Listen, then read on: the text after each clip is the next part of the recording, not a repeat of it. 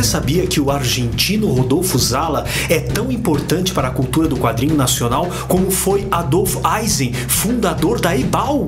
Você sabia que o italiano radicado brasileiro Eugenio Colonesi criou na década de 60 vários super-heróis, inclusive um chamado X-Men, mesmo antes dos mutantes da Marvel? Você sabia que Rodolfo Zala manteve com o amigo Eugenio Colonesi um estúdio nos anos 60 chamado The Art, que depois, retomado nos anos 80, tornou-se a famosa editora The Art? Você sabia que a arte de Colonesi era muito usada em publicidade? Inclusive, os seus desenhos eram vistos em quadrinhos feitos para o Instituto Universal Brasileiro, que eram encartados no meio das revistas da Editora Abril. E para comprovar, estou aqui em minhas mãos o encarte que o mestre Eugenio Colonesi fez. Está começando Conexão HQ!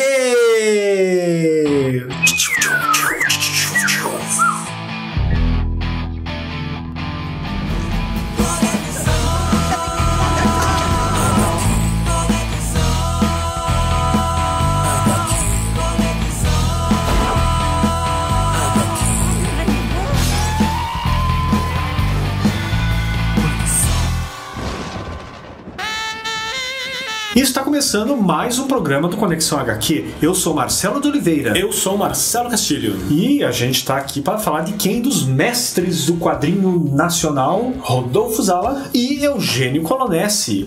O quadrinho nacional, sem eles, olha, a gente dificilmente teria existido. Dois mestres. Dois grandes mestres.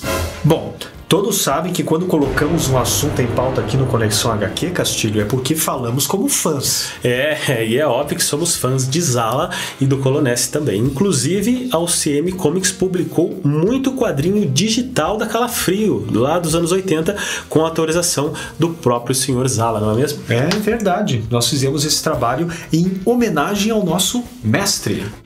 Como quadrinistas e principalmente ilustradores, Zala e Colonesi já fizeram de tudo. Sabemos que todos nós precisamos colocar a comida na mesa, não é? Isso, com certeza. Quem é ilustrador principalmente sabe disso. Por isso, ambos os artistas fizeram ilustrações para peças publicitárias, capas de livros, livros didáticos, inclusive o Colonesi já ilustrou cartazes de filmes brasileiros. Olha só que legal. Como, por exemplo, Esta Noite Encarnarei no Seu Cadáver, do Senhor Mojica, nosso Zé do Caixão, né? Mas a paixão do Zala e do Colonesi eram mesmo os quadrinhos. Falando desses filmes, cartazes de filmes antigos, cara, eram muito bons. Eram fantásticos. Fantástico, adorava. Era um realismo, e tanto que quando a gente ia no cinema, a gente queria aqueles pôster. Putz, como queria. Imagine se você tivesse um pôster desse aqui, Esta Noite Encarnarei o Seu Cadáver, hein? Pois original, nossa, ia dar pulos alegria. Que foda. Bom, a gente sabe que Rodolfo Zala nasceu na Argentina e fez do Brasil seu verdadeiro país. Mas ainda na Argentina, trabalhou para uma editora católica, onde já produzia quadrinhos com temas religiosos. Já no Brasil, e isso no final lá dos anos 60, trabalhou com tiras no jornal Última Hora, com o personagem Jacaré Mendonça. Jacaré Mendonça.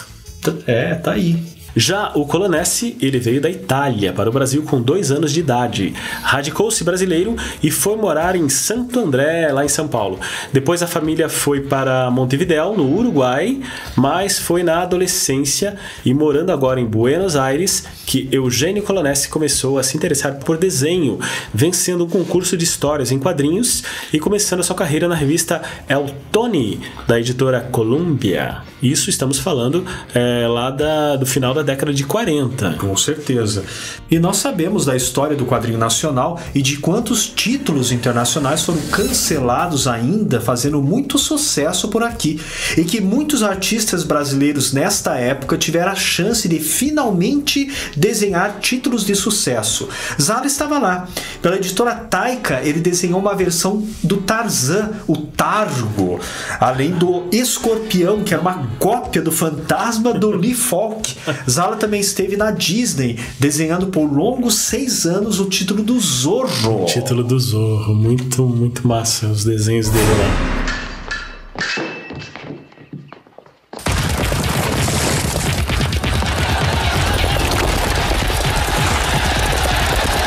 Fazendo quadrinho, eu estou em meu mundo, viajo, tenho que ir até Alasca, vou até Alasca junto com o personagem.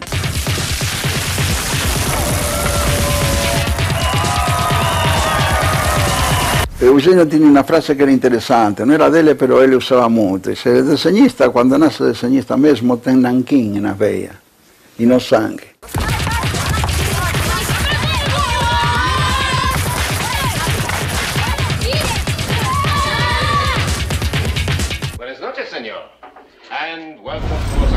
Ainda nos anos 60, depois de vários trabalhos lá na Argentina e de ter conhecido o Zala nesta época, lá na Argentina mesmo, o Colonese volta para o Brasil para visitar a família.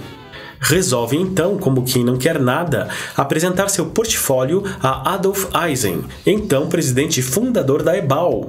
Jaime Cortez, editor da Ebal na época e admirado com a qualidade do trabalho do Colonese, acaba contratando-o para uma adaptação de uma obra de Castro Alves em quadrinhos. É verdade. E você quer conhecer essa obra do Castro Alves em quadrinhos? Eu quero. Gibiteca da Biblioteca Pública do Paraná. Lá tem toda a coleção Ebal dos grandes ícones brasileiros. Que legal, hein? Isso é muito massa. O reencontro de Rodolfo Zala com Eugênio Colonese foi a criação do tão sonhado Estúdio de Arte, isso no final dos anos 60, e ambos morando agora no Brasil. Um estúdio que, como todos os outros, trabalhava com freelas em várias áreas, do didático ao publicitário. Quadrinhos ainda era apenas um hobby, a não ser se o cliente pedisse. Saiba que tanto Zala como Colonese Castilho foram pioneiros em usar quadrinhos em livros didáticos.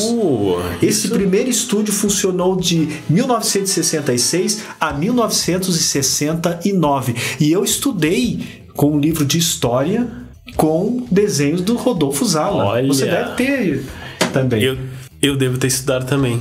Mas foi justamente na segunda tentativa do Estúdio de Arte, já agora no começo dos anos 80, que tanto o Zala quanto o Colonese revolucionaram o quadrinho nacional, assim como a Ebal fizera na década antes e a curitibana Grafipar desempenhava o seu papel na mesma época.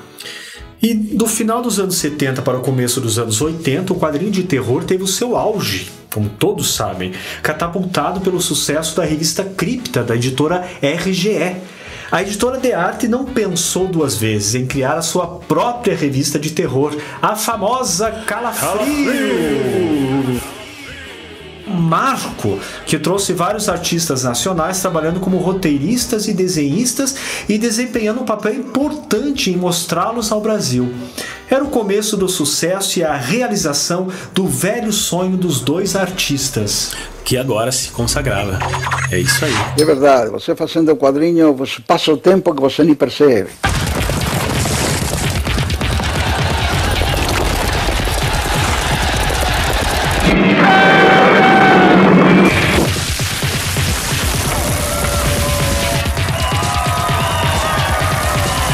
E você vai dormir com vontade de não de dormir, de continuar, mas sabe que está cansado, tem que dar um descanso, tem que cuidar o físico.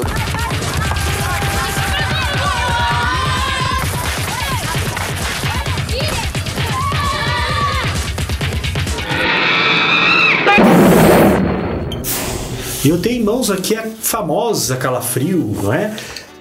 Nós temos aqui a número 8. Uau! Né? Nós temos aqui o Mestres do Terror, que foi mais uma revista que a editora de arte colocou nas bancas também. Aqui tinha Drácula, tinha Frankenstein, tinha Lobisomem, tinha a Múmia. E nós temos aqui também a número 1, Castilho. Irmãos, uau! Aqui, a Calafrio número 1, em que tudo começou. E além disso, foram nessas revistas que Eugênio Colonese começou a criar os seus famosos personagens, como o Morto do Pântano, antes do Monstro do Pântano, e ainda a nossa querida Mirza, a Mulher Vampiro, antes da nossa querida vampira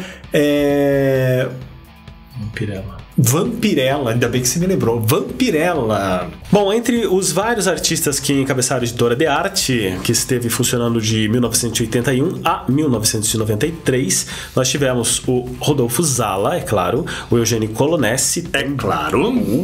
o Jaime Cortez, Flávio Colim, Mozart Couto, Rubens Cordeiro, Rodival Matias e Maria Godoy. Cara, que time, hein? Era um time fantástico. Entre aqueles que também participaram, mas não eram efetivos, podemos citar ainda o Wilson Vieira. Nosso amigo Wilson Vieira, um abraço, Wilson Vieira. Isso aí, Wilson. O Seabra, o Júlio Shimamoto e o RF Luchetti. Isso aí. Estiveram por lá também. Como tudo que tem um ponto de partida precisa ter um ponto de chegada, a editora de arte entrou os anos 90 já desgastada, né? Os quadrinhos de terror tinham perdido sua força, engolidos pelos quadrinhos de super-heróis. Até mesmo uma revista de faroestes ela tentou botar no mercado, Johnny Pecos. A gente já falou sobre o Johnny Pecos aqui. Pois é. Mas a era de arte havia passado, infelizmente. Infelizmente mesmo. Então, em 2008, nós perdíamos o Eugênio Colonesi e o seu legado hoje precisa ser redescoberto de qualquer maneira, pois é a nossa história brasileira nos quadrinhos, é ou não é? Pois é. Ninguém mais fala de Eugênio Colonesi. Vamos reviver Eugênio Colonesi e sua arte. Nós estamos aqui revivendo o seu Colonesi e a sua arte, porque ele é um dos mestres brasileiros do quadrinho, não esqueça disso.